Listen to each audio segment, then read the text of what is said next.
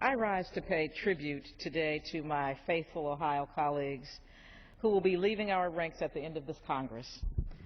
3 of them represent districts that border mine, and all will be missed by our delegation. At the beginning of 2011, I pulled together, along with my friend Mr. Renacci, our delegation for dinner. This experience showed everyone who attended that we can work and play together despite our party affiliations. And this isn't true of all delegations. Simply put, it is because of the people who make up the Ohio delegation. Those departing will be deeply missed. I will miss their collective experience, their outstanding wit, and unrivaled passion in serving the people of Ohio. Their departure will truly be to the region, our state, and the nation. Dennis Kucinich is one of the most enduring public servants in Cleveland history. From city council to what we used to call boy mayor to member of Congress, Dennis has represented the city of Cleveland and its citizens with undeniable zeal and passion. First elected to Congress in 1996, Dennis Kucinich is the kind of fighter you want on your team. Be it fighting for labor rights or against the wars in Iraq and Afghanistan, he left his mark being fiery, outspoken, and incorruptible. And the city of Cleveland loves him for it. Dennis was proud to champion liberal causes even when being liberal wasn't popular. He is bright and unflappable in his convictions, traits that earned him admiration from citizens throughout the nation. Congress will not be the same without him. Betty Sutton is a leader who has and will undoubtedly continue to make a difference in Northeast Ohio.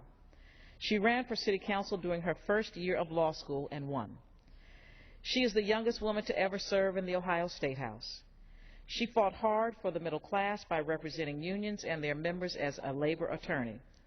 Betty played a critical role in the passage of the nation's health care reform bill. She championed Cash for Clunkers program, helping thousands of Americans afford new cars, helping to revive the economy with this successful program. Betty has been unwavering in her support of America's veterans of all generations. Notably, she always found time in her schedule to greet World War II veterans from Ohio visiting our nation's capital. Betty's congressional service to Ohio and the nation will be missed. Steve Latourette. July 30th, 2012 was not only a sad day for the state of Ohio and the Ohio delegation, but it was a sad day for all reasonable, level-headed Americans. July 30th, Monday, Steve Latourette, my good friend, announced his retirement from Congress. Steve is and always will be a champion for all of Northeast Ohio.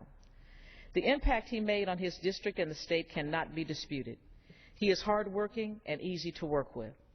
Steve is a master of bipartisanship. He wrote the book on working across the aisle. He and I recently introduced the Restore Our Neighborhoods Act, and we are working together to ensure this bill is included in an end-of-the-year bill. We need more members of Congress like Steve. He is one of the few members I could always rely on to be objective. He was one of only 7 House Republicans to vote against defunding NPR. He was only one of 2 House Republicans who voted against holding Attorney General Eric Holder in contempt of Congress. Words cannot begin to describe the void Steve's departure will create. We're going to miss him. Jean Schmidt. I know Congresswoman Schmidt is exceptional. To be the first woman elected to represent Southern Ohio in Congress, quite a feat. And to be a grandmother and still run marathons is something that I don't know that anyone else could do. Although we have not always agreed on policy, we can agree on the importance of promoting female athletes and women in general, and we agree on family values.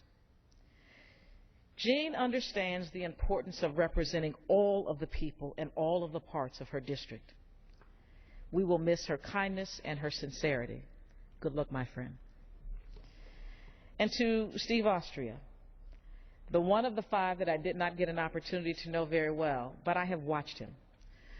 He has an impressive track record. He served both in the State House and the Senate, the majority whip in the Senate.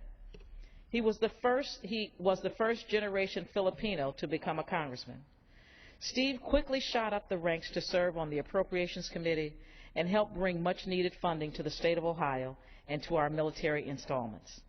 He is a principled man, deciding not to run for a third term because he did not want to leave his Beaver Creek home of 20 years as a result of redistricting.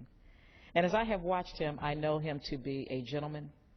You can tell by a person's demeanor what kind of person it is, and he always carries himself with dignity and respect